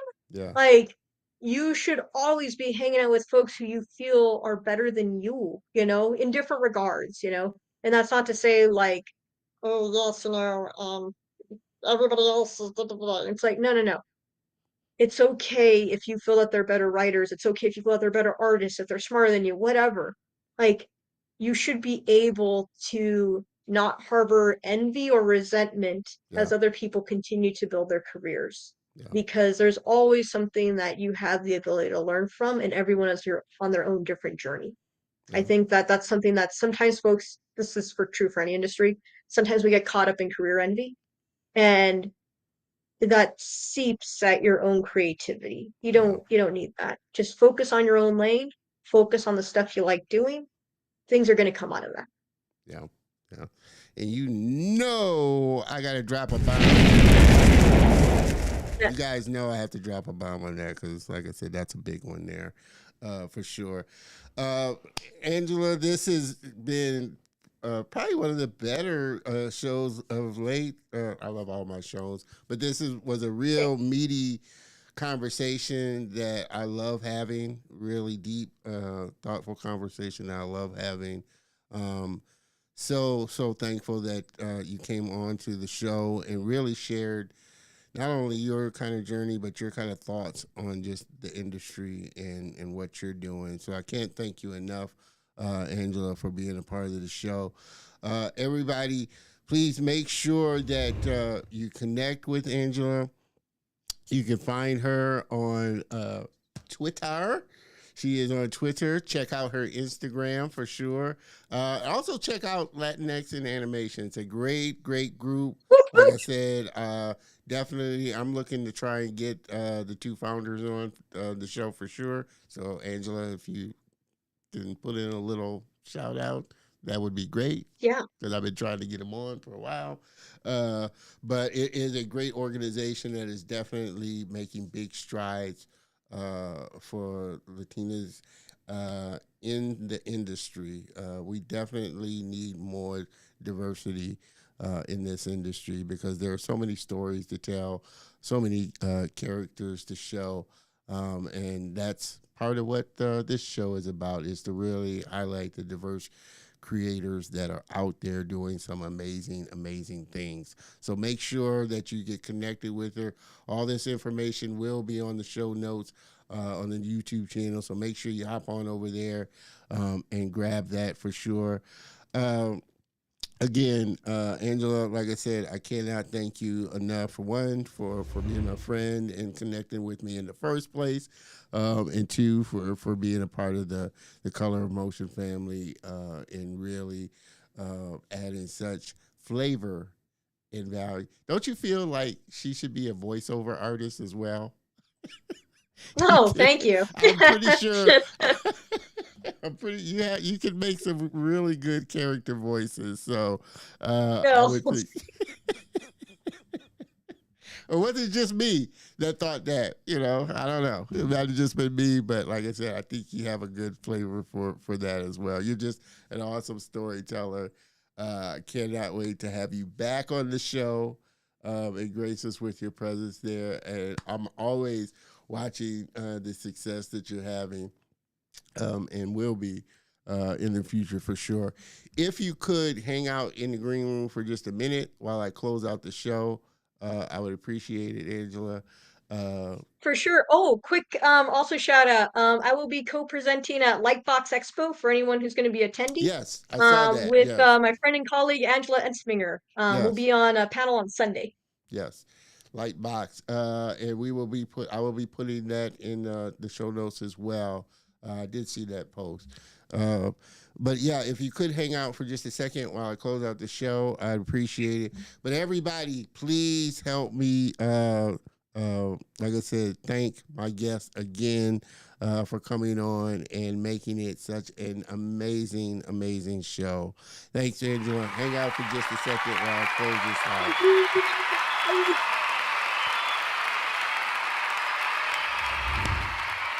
Guys, gals, this was a great, great show. I hope you guys enjoyed it as much as I did. Like I said, I love these more in-depth conversations. Not to say that all my episodes aren't, but like I said, sometimes some people can be a little averse to kind of diving into the more meatier topics. So I appreciate Angela for doing that for sure. You can definitely tell she has a lot of opinions and thoughts about the industry and just writing as a whole. So can't thank her enough for being on.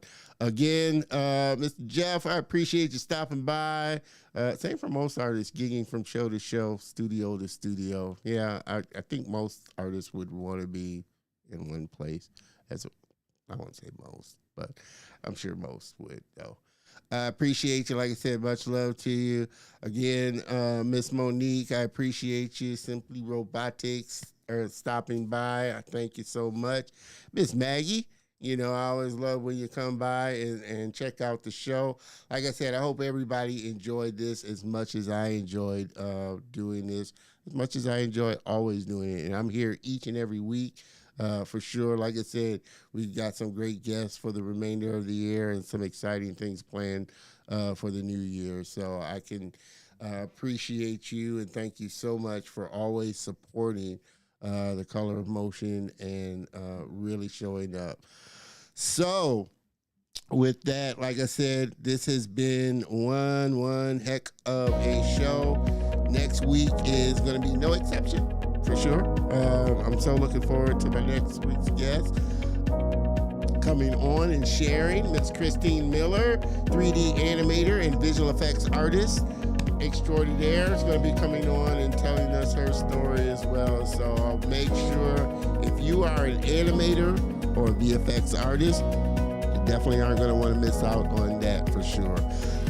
So with that, I hope everybody has a great rest of the week, great rest of the weekend, and I will see you next week, same bat time, same bat channel. Cheers, everybody.